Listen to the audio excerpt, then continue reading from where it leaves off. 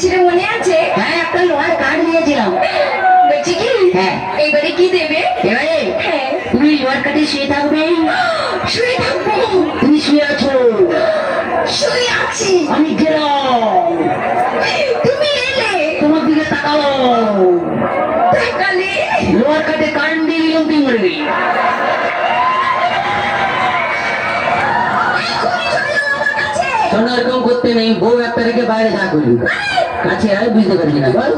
আচ্ছা কথা, হ্যাঁ। আচ্ছা শোনো, জানো কি?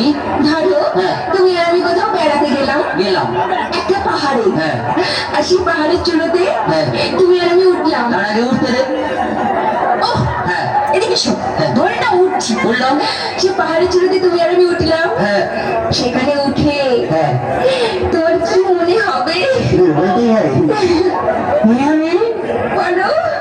পাহাড়ে উঠলাম, উঠলাম। এক লাখ মালটা দিতে ফেলেছি।